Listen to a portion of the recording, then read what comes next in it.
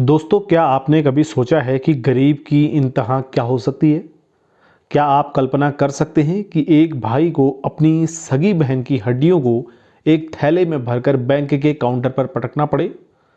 सुनने में ये किसी डरावनी फिल्म की कहानी लग सकती है, लेकिन उड़ीसा के झारसुगुड़ा से आई एक ऐसी खबर हमारे समाज और सरकारी तंत्र के चेहरे पर एक ऐसा तमाचा है जिसकी गूंज सदियों तक सुनाई देनी चाहिए। ये कहानी सिर्फ एक भाई की बेबसी की नहीं है, बल्कि ये हमारी मर चुकी संवेदनाओं का पोस्टमार्टम है। ये कहानी जीतू मुंडा की है। जीतू की बहन कालरा मुंडा का निधन करीब 2 महीने पहले हुआ था। कालरा ने मरते वक्त अपने भाई से कहा था कि उसके बैंक खाते में 19,300 रुपये जमा हैं, जो उसने पाई पाई जोड़कर बचाए थे। उसने कहा था कि उसकी मौत के बाद ये पैसे उसके भाई के काम आए ताकि वो अपनी तंग हाली से कुछ राहत पा सके। जीतू के लिए 19,000 कोई छोटी रकम नहीं थी। ये उसकी महीनों की रोटी का सवाल था। अपनी बहन की अंतिम संस्कार के बाद जब जीतू बैंक पहुंचा तो उसे लगा कि उसकी बहन की आखिरी इच्छा पूरी हो जाएगी। लेकिन उसे क्या पता था कि बैंक के भीतर इंसानियत नहीं बल्कि नियमों की निर्जीव फाइलें राज करती हैं।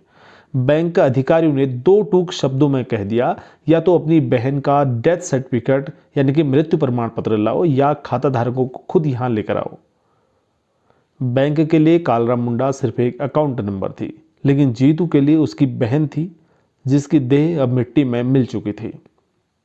जीतू अब दर दर भटकने लगा।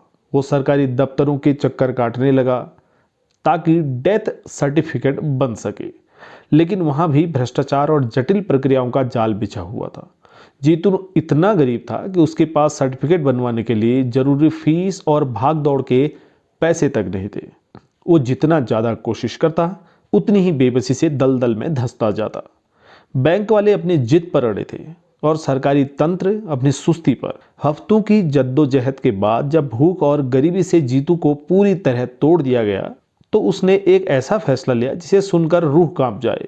अपनी बहन की मौत का जीता जागता सबूत देने के लिए जीतू उस कब्रगाह पर पहुंचा जहां उसकी बहन दफन थी। उसने अपने हाथों से मिट्टी खोदी और अपनी बहन के कंकाल को बाहर निकाला। उसने उन हड्डियों को एक थैले में भरा और सीधे पहुंच गया बैंक। जब उसने बैंक के काउंटर पर अपनी बहन का कंकाल रखा तो वहां सन्नाटा पसर गया।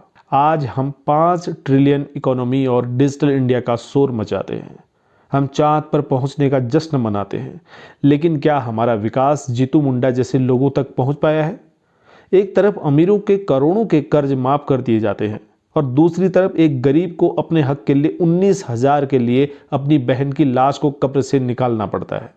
ये घटना साबित करती है कि हमारे नियम और कानून अक्सर गरीब के लिए किसी सजा से कम नहीं होते।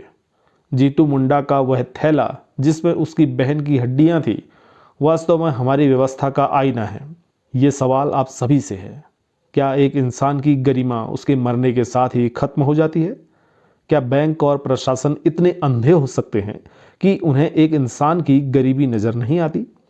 क्या कागजों की कीमत इंसान की जान और उसकी गरिमा से बढ़कर है?